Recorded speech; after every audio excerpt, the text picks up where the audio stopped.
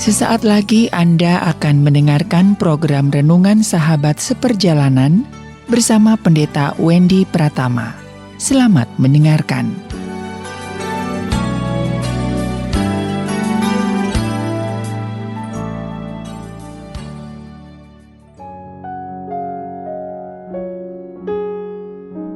Selamat berjumpa kembali di dalam layanan audio Sahabat Seperjalanan.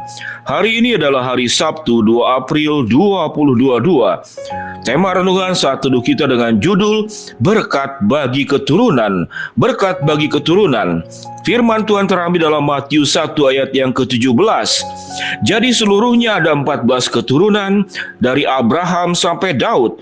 14 keturunan dari Daud sampai pembuangan ke Babel, dan 14 keturunan dari pembuangan ke Babel sampai Kristus. Galatia 4 ayat yang ke-7. Jadi kamu bukan lagi hamba, melainkan anak. Jika kamu anak, kamu adalah ahli waris oleh Allah. Mari kita berdoa. Bapa yang di dalam surga, kami ingin belajar bahwa kehidupan kami akan dilanjutkan oleh keturunan-keturunan kami, dan apa yang kami tinggalkan akan menjadi sebuah kebanggaan buat keturunan kami, atau menjadi sebuah kesulitan hidup dan menjadi aib buat keturunan-keturunan kami. Oleh sebab itu, bimbinglah kami di dalam terang kebenaran firman Tuhan. Dalam nama Tuhan Yesus kami berdoa, amin. Shalom sahabat seperjalanan yang dikasihi Tuhan, berkat bagi keturunan. Berbicara tentang berkat bagi keturunan, maka sangkut paut adalah dengan warisan. Apa yang kita wariskan? Alkitab dengan jelas mencatat tentang keturunan, dan keturunan. Keturunan anak cucu dari Abraham. Bahkan Yesus sendiri dicatat ada 14 keturunan kali 3. Berarti berapa? 30 berarti berapa tuh? 4 tambah 2, 30, 42. 14 tambah 14, 28. 28 tambah 14 jadi berapa? 30, 42. Sahabat seperjalanan yang dikasihi Tuhan, Alkitab mencatat dari Abraham sampai kepada Kristus 14 keturunan, dan 14 keturunan. Dan catatan-catatan itu adalah catatan-catatan yang penting yang juga terjadi di dalam kehidupan kita. Sahabat seperjalanan, sehingga harus diingat bahwa hidup kita itu tidak sendiri. Apa yang kita lakukan, apa yang kita buat, apa yang kita katakan, apa yang kita jalani, itu akan menjadi sebuah catatan yang menjadi warisan buat anak cucu kita. Kalau kita suka berbohong, maka itu akan diingat. Tidak hanya oleh anak cucu kita, tapi orang-orang di sekitar kita yang akhirnya juga akan punya anak cucu dan membicarakan tentang biografi, sejarah kehidupan setiap sahabat seperjalanan.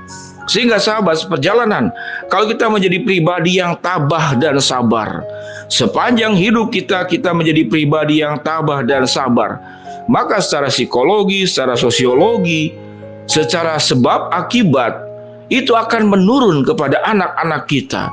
Kalau kita menjadi pribadi yang ambisius, yang egois, maka itu juga akan menjadi sebuah catatan yang diingat baik oleh anak cucu kita, bahkan bisa kemudian diikuti hal-hal buruk itu.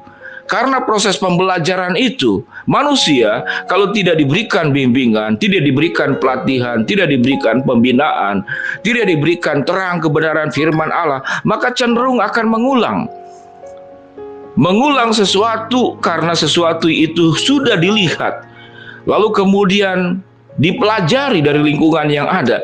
Itu biasanya akan menetap kepada orang-orang di sekitar kita, kepada keluarga kita, dan kepada keturunan kita. Sahabat seperjalanan, saya terlahir dari daerah Bumi Parahyangan di Bandung. Sehingga kalau saya khotbah, saya bicara, maka ada kesan yang selalu ditangkap bahwa Bapak Pendeta Wendy, logat Sundanya itu tidak hilang. Sekalipun saya berusaha untuk berbicara tidak ada pakai teh, tidak ada pakai mah. Itu biasanya kebiasaan orang Bandung, orang Sunda. Tapi itu melekat. Jadi melekat kebiasaan-kebiasaan itu. Demikian juga sahabat seperjalanan. Kalau kita memberikan sebuah warisan kepada keturunan kita hal-hal yang baik, maka cenderung juga itu akan melekat di dalam diri keturunan kita. Kalau hal-hal buruk, tentu kita berdoa di dalam nama Tuhan Yesus. Apa yang buruk yang kita kerjakan itu jangan sampai menurun kepada anak dan cucu. Ada satu peristiwa dan saya meyakini itu tidak ada kait mengaitnya. Tapi seorang kakek ini yang sudah berumur 70 tahun sampai ke 80 tahun, mulutnya itu sangat jahat. Kalau sudah membicarakan orang itu sudah tanpa ampun, menjelekkan orang itu sudah tanpa ampun, menghakimi orang itu sudah tanpa ampun.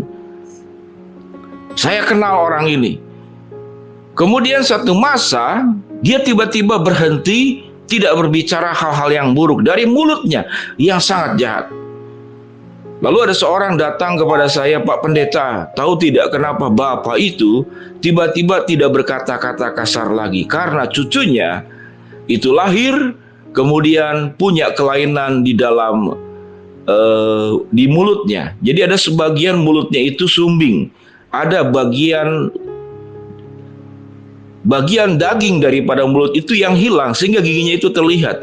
Dan saya katakan tidak ada urusannya. Dosa yang dibuat oleh kakeknya kemudian itu ditanggung kepada cucunya, tidak ada urusan. Yang menurun itu adalah dosa asal dari Adam dan Hawa, itu tidak ada urusannya.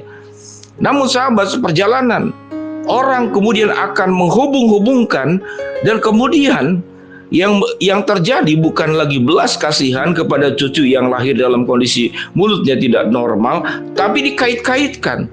Jadi secara tidak sadar, anak cucu kita itu bisa menanggung kebiasaan buruk yang kita lakukan dalam kehidupan ini. Sehingga dengan demikian sahabat seperjalanan, apa warisan yang kita berikan kepada anak cucu kita? Harta tentu baik, properti rumah tentu baik, ada banyak hal itu tentu baik. Namun kehidupan yang benar, kehidupan yang kudus, kehidupan yang menjadi teladan, kehidupan yang menjadi berkat, kehidupan yang memiliki karakter-karakter Kristus dan buah-buah roh sebagaimana tercatat dalam Galatia 5 ayat 22 sampai 23. Itulah warisan yang harus diturunkan. 14 keturunan.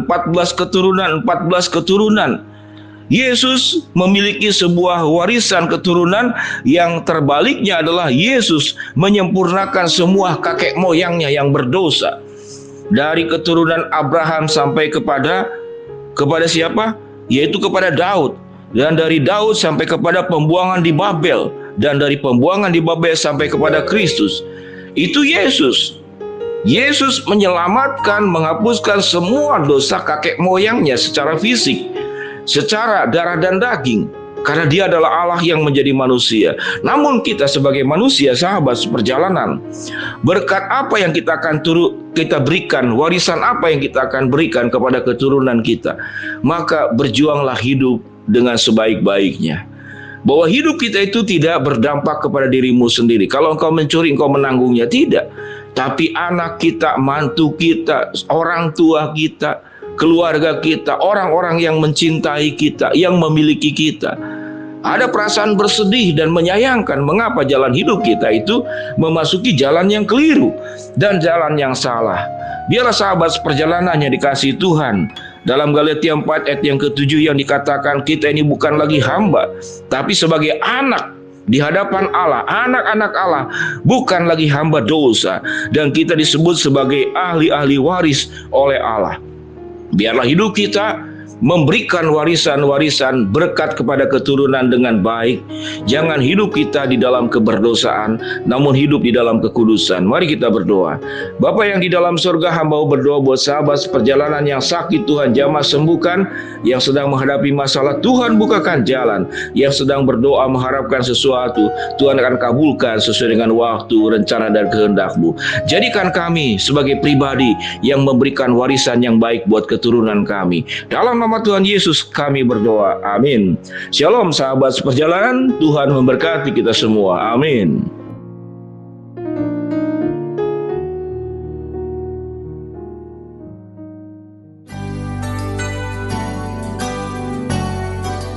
Anda baru saja mendengarkan program Renungan Sahabat Seperjalanan bersama Pendeta Wendy Pratama. Terima kasih atas perhatian Anda. Tuhan Yesus memberkati.